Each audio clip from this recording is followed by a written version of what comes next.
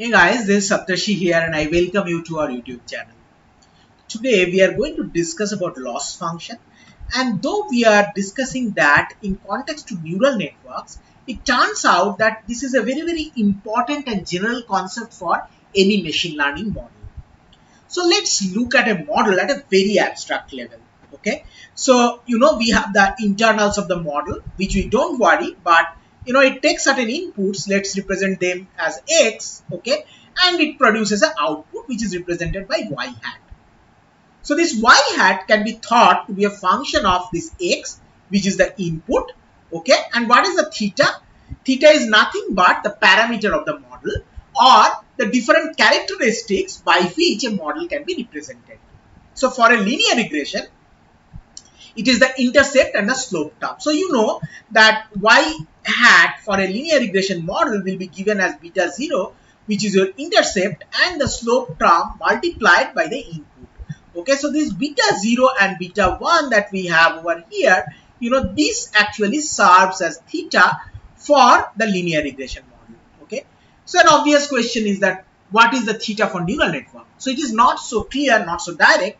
The different number of nodes, the number of layers, the weights that we are using, the activation functions that we are using, these all things defines a neural networks and are part of the theta. So what is a loss function now? So loss function actually measures that error. Okay, so error is nothing but the difference between the actual output, which is represented by y, or y hat, okay, which is the predicted output. So this y is many times also represented as f of x in many equations. Okay, now from literature you will see that in a training set, if you have 100 observations, okay, so when you calculate the error for one observation, okay, single instance, you call it as a loss function, and when you calculate for the entire data set, you call that as a cost function. Okay, now if you remember about optimization, so the question is, how do we determine the theta now? So basically, if I think that the cost function is actually, sigma of L, okay, where, this L is summed over all the observations, and we want to find theta, which minimizes the C, that we can do by gradient descent. Okay, so this actually ties up all the discussion that we have so far. Now, let's start looking by loss that we get for a regression function. Okay, so the most common loss function that is used in a regression function is called as mean squared error. So, this is the error term yi minus y hat, and we take a square, so the negative error and the positive error doesn't cancel out. Okay, and then we sum it up and take an average of that. So that's why we call it as a MAC. So let's take, we have different errors like 1, 2, 5 and 20. Okay, so these are your errors. Now when you are adding it to mean squared error, this will be 1 because I have squared it. This will become 4, this 5 will become 25, and this 20 will become 400. So what we understand is that when this contribution comes to error, as large this term is, the contribution is more to this term. Okay, so even if the error in this case was 20 times of the error of the first case, however here the contribution has become 400 times. Okay, so for MAC, what we see that if the deviation for an observation is more, okay, then it has more weightage or more proportional weightage. So as we are taking a square, this is also called as the L2 loss. Okay, so there is another common loss function which is called as mean absolute error. So here what we do is, instead of square, we just take the absolute value and then sum it up and take an average. Okay, and of course it is not so much affected by outlier values. So let's understand this with an example. Okay, so let's take some errors. Okay, and this is the absolute value we are calculating, and this is the squared error. Now, so that they're in same units, we are taking the square root of this, and this we call as RMSE, right? So here we see the MAE to be 1, the L1 loss to be 1, and RMSE is 1.22. And in the second case, when we have a outlying value, so here you see the values are more or less uniform for the errors. However, where we have got a large error, you see that MAE is 3.8, however, RMSE is 6.79. So this is much affected by RMSE. Let's look at some other characteristics of these two functions. So this is MAE, okay, the loss function curve of a typical MAE.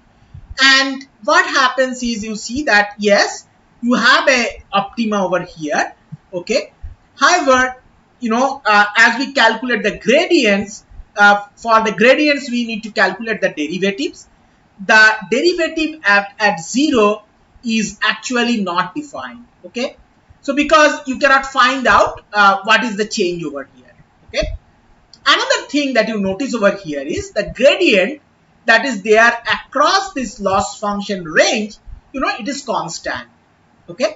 So anywhere we go, we see that the loss function is same, okay. The gradient of the loss function is same. Now let's compare with MSE. So this gives a very nice curve, convex curve of the typical ideal curves that we have seen in gradient descent, okay. Two advantages. One is that it is differentiable across the entire range.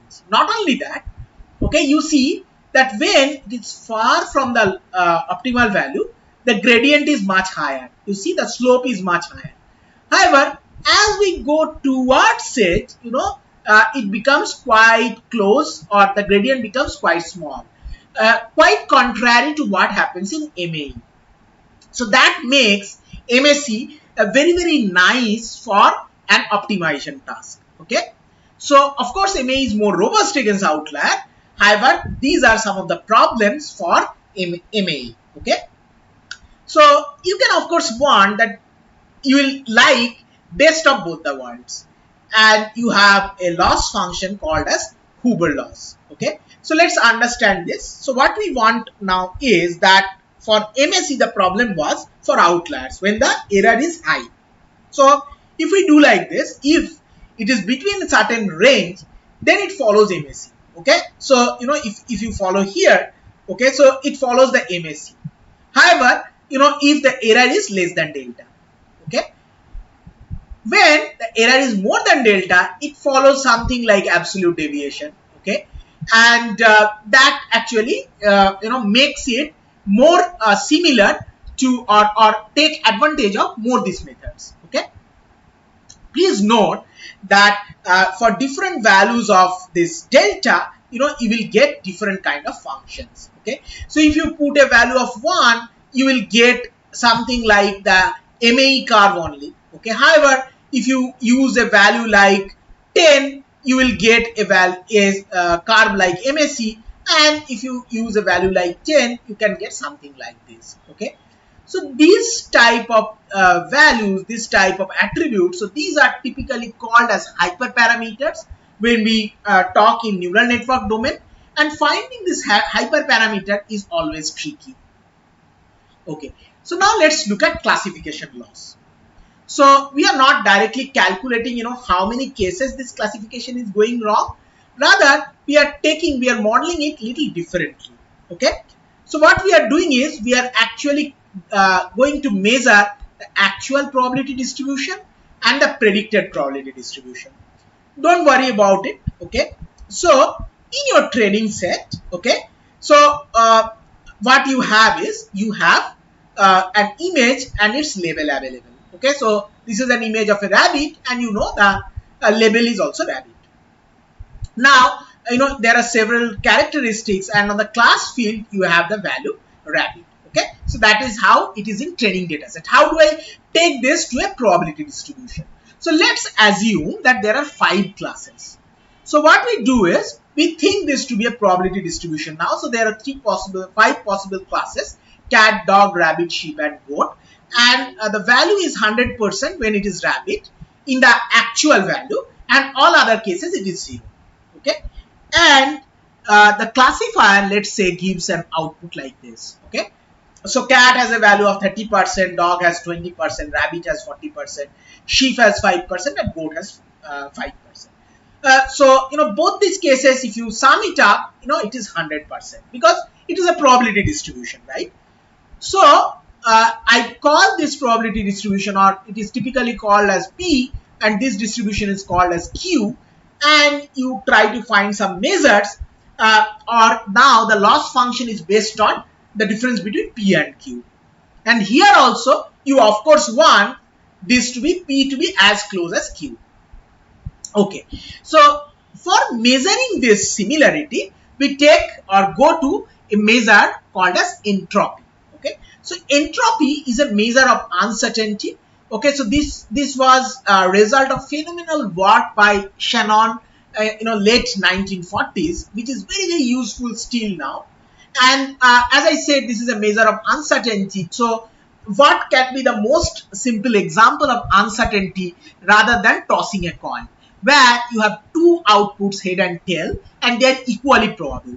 Okay, so it turns out that I can distribute the probabilities like this. Okay, that one case can be, it is completely fair coin, so head and tail are equally probable, and an extreme case can be that your head has a probability of 1. So think little bit that which case is more uncertain. So basically, here you have most uncertainty, will agree. And as you move to this case, the uncertainty is reduced quite a lot.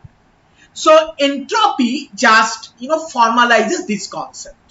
Okay, so which is given by this formula. Okay, so where you actually multiply the probability with the log of the probability and take a sum. Okay, and as these values are less than 2 or less than 10, these probability values, this will come to be negative. So that's why, so that you use your algorithms properly, you use this negative to make it a positive value.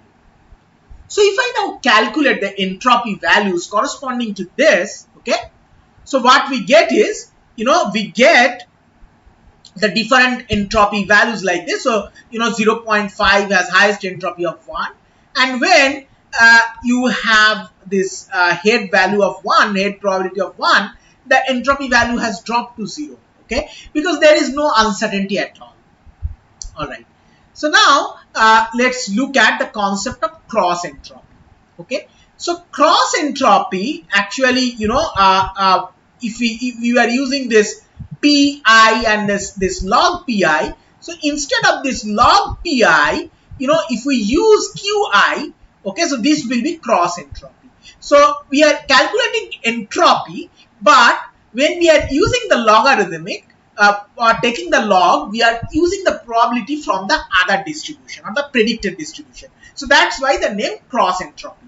Okay, so for a two-class problem, this can be simplified like this, and for a multi-class problem, this can be generalized like this.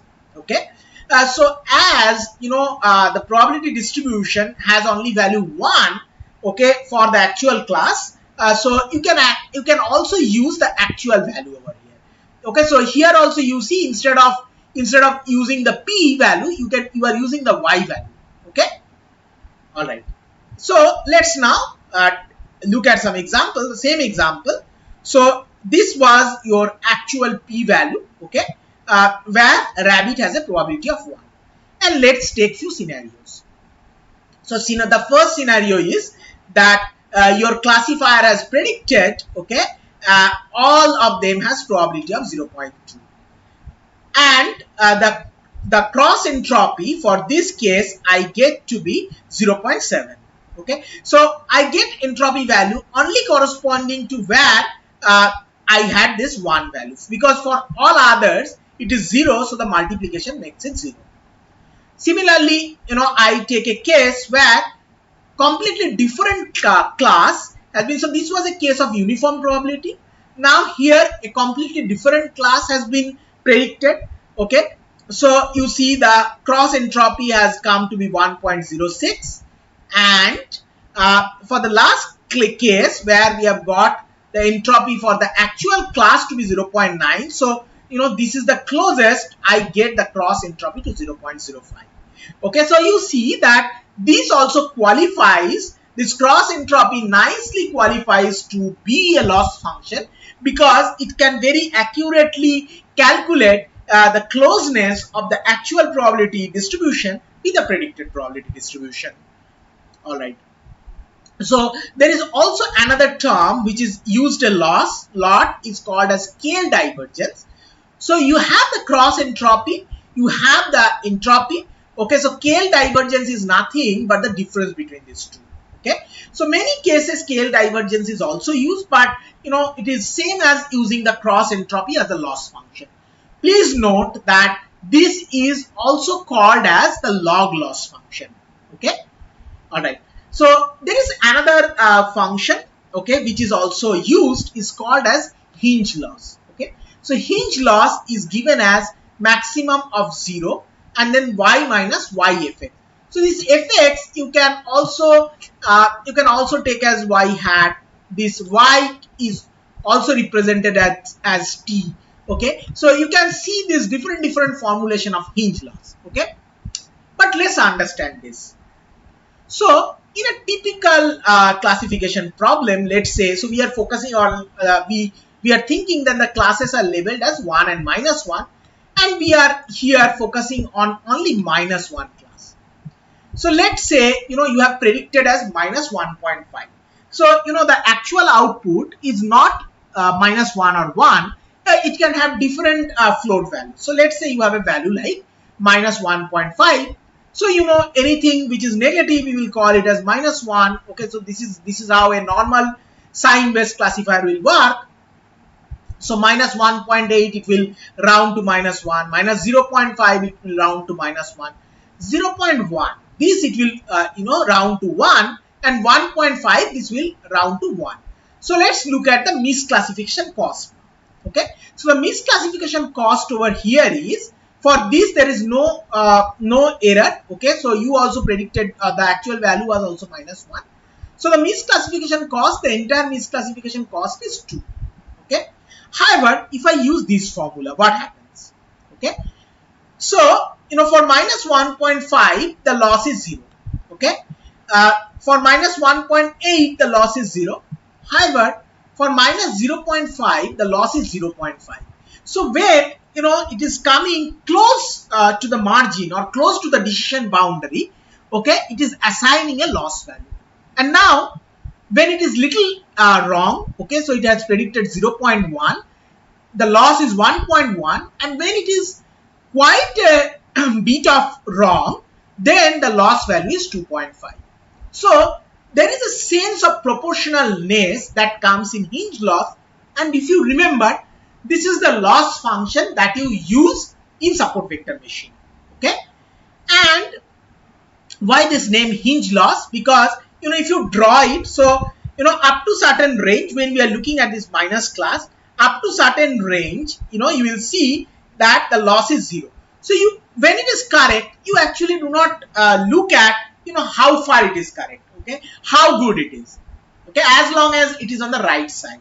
Now as you are moving close to this decision boundary, so if this is your decision boundary, okay, so the loss is now follows a straight line like this. So it forms some kind of a hinge which gives this name as hinge loss. So there is also another function which is called as squared hinge loss, where you just take the square of this. Okay, so you just take the square of this, and of course this will have similar shape.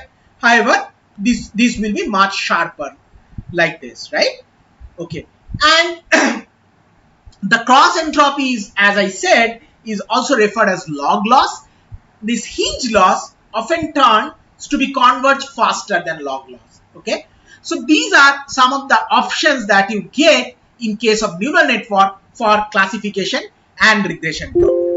Okay, so thanks guys for watching our video, and if you have liked the lecture, do your usual drill, like, comment and subscribe. Thank you once again.